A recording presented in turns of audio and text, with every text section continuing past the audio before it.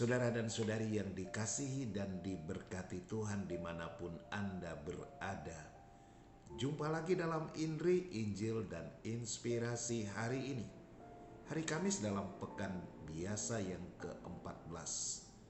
Bersama saya Pastor Eltus Mali dari Gereja Maria Rosa Mistika Sudiang, Makassar.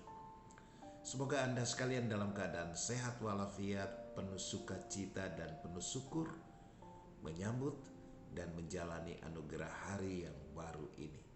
Mari kita mendengarkan perikop Matius pasal 10 ayat 7 sampai 15 dan kita awali dengan tanda kemenangan Kristus Tuhan kita.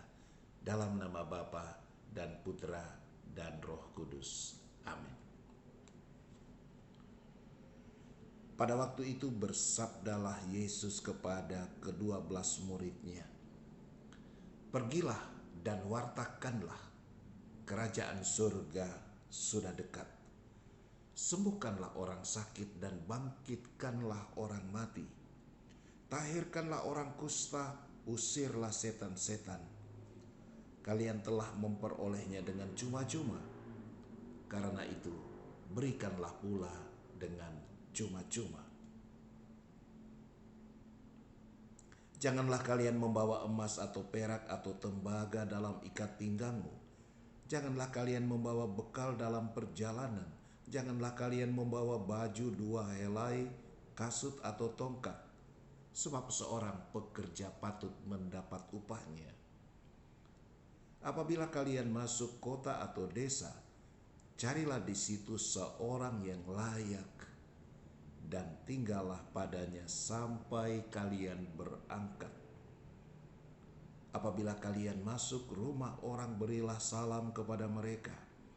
Jika mereka layak menerimanya, salammu itu turun kepadanya.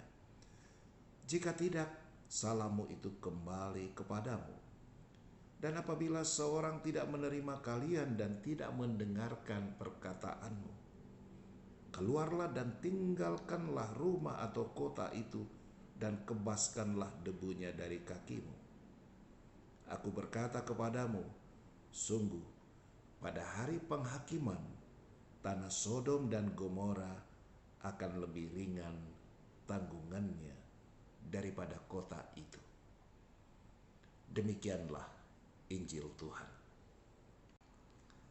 Saudara-saudari, kita baru saja mendengar kisah perihal perutusan Yesus kepada ke-12 rasul untuk pergi mewartakan kerajaan surga. Ada 3 hal menurut hemat saya yang boleh menarik perhatian kita. Yang pertama adalah perintah dari Yesus untuk menyembuhkan orang sakit, untuk membangkitkan orang mati, bahkan mengusir setan, mentahirkan orang-orang kusta. Ini adalah juga undangan bahkan amanat bagi kita sekalian para murid Yesus zaman sekarang. Ketika kita berbicara mengenai mewartakan kerajaan surga, kita disadarkan bahwa mewartakan kerajaan surga bukan soal mimbar, bukan soal sekedar membacakan Alkitab, tapi mewartakan kerajaan surga ini adalah soal sikap hidup dan perbuatan kita yang dapat menghadirkan kasih Allah bagi sesama. Itulah sebabnya Yesus katakan, berikanlah secara cuma-cuma apa yang telah kamu peroleh secara cuma-cuma. Itulah kasih Allah yang nyata di dalam hidup kita. Bagaimana kita berhadapan dengan orang sakit, bagaimana kita memasuki saat-saat kedukaan sesama, dan bagaimana kita berhadapan dengan orang-orang yang tersingkir, orang yang terasing, orang yang terkucil, bahkan yang dalam kehidupan orang Israel nyata di dalam diri orang-orang kusta. Dan bagaimana pula kita berhadapan dengan orang-orang yang dikuasai oleh roh-roh jahat, dikuasai oleh kedagingan, dikuasai oleh kepentingan-kepentingan manusiawi belaka.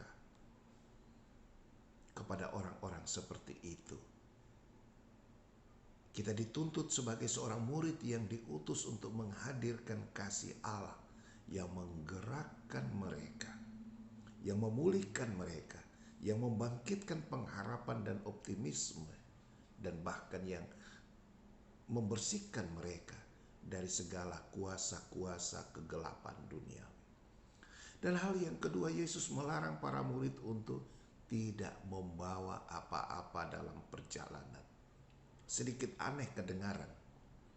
Tidak boleh membawa emas atau perak. Katakanlah tidak boleh membawa uang. Untuk zaman kita sekarang ini mungkin tidak boleh membawa ATM dan lain sebagainya, kartu kredit apalagi. Bahkan Yesus mengatakan jangan membawa pakaian 2 helai, cukup di badan. Tapi di balik pesan atau di balik larangan yang kedengarannya agak aneh ini, sebetulnya ada satu hal prinsipil yang mau disampaikan Yesus. Seorang murid harus sungguh-sungguh percaya akan penyelenggaraan ilahi. Bahwa Tuhan yang mengutus kita untuk hadir sebagai seorang murid di dunia ini, Tuhan juga akan campur tangan di dalam kehidupan kita. Dalam kesulitan, di dalam pergumulan, Tuhan tidak akan membiarkan kita terjerembab dan tersungkur. Itulah sebabnya kalau kita baca Matius pasal 6 ayat 33, apa yang Yesus katakan, carilah dahulu kerajaan Allah dan kebenarannya, maka semua yang lain akan ditambahkan kepadamu. Artinya apa? Ketika orang sungguh-sungguh peduli akan apa yang menjadi kehendak dan perintah Tuhan, ketika orang mau berjuang untuk hidup sebagai seorang murid yang sejati, di sana Tuhan juga akan menunjukkan kehadiran dan karyanya. Tuhan akan menunjukkan tangan kasih dan kuasanya untuk menolong, untuk melindungi, untuk membela, dan untuk menyelamatkan. Dan hal yang ketiga, Yesus juga berbicara mengenai tumpangan. Yesus berbicara mengenai bagaimana harus memberikan salam. Kalau salam itu diterima, maka salam kita akan tinggal pada orang tersebut. Dan apabila tidak diterima, maka salam itu akan kembali kepada kita. Saudara-saudari sekalian, mewartakan kerajaan surga tidak lepas dari semangat kebersamaan dan menjalin relasi yang baik, relasi yang benar dengan sesama. Bahkan sesama yang tidak dipedulikan, tidak diperhitungkan. Sesama yang mungkin dianggap sebagai sampah di dalam kehidupan bersama, mungkin juga di dalam keluarga kita. Itu Yesus tunjukkan ketika ia misalnya menyapa Sakeus, si pendosa itu. Kemudian datang ke rumah Sakeus, duduk makan bersama dengan Sakeus dan teman-temannya yang lain, sesama pemungut cukai, sesama pendosa. Di situ Yesus menunjukkan spirit pewartaan kerajaan Allah, menghadirkan kasih Allah bahkan kepada orang pendosa sekalipun. Di situ Yesus menunjukkan bahwa ketika kerajaan Allah hadir, di sana dosa dibenci, tetapi pendosa tetap dicintai oleh Tuhan. Kita pun dipanggil untuk menyapa sesama saudara yang hidup di dalam kedosaan, hidup di dalam keterpurukan, untuk boleh mengalami kasih Tuhan.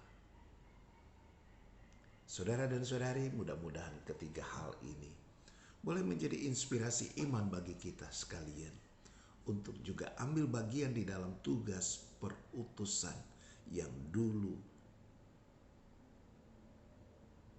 diamanatkan oleh Yesus kepada ke-12 murid. Kita juga adalah murid-murid Yesus zaman sekarang ini. Pada hari-hari corona ini pun kita adalah murid-murid Tuhan yang diutus. Mari kita terus belajar untuk berbuat baik. Mari kita bertumbuh di dalam semangat, serah diri, dan percaya pada penyelenggaraan ilahi. Dan yang ketiga, mari kita terus berusaha menjalin relasi yang baik, relasi yang ditandai dengan kasih yang tulus dan sejati dengan semua orang, apalagi mereka yang terpuruk dan terasing. Selamat beraktivitas, selamat mengambil bagian di dalam tugas perutusan sebagai seorang murid. Tuhan Yesus memberkati kita semua. Amin.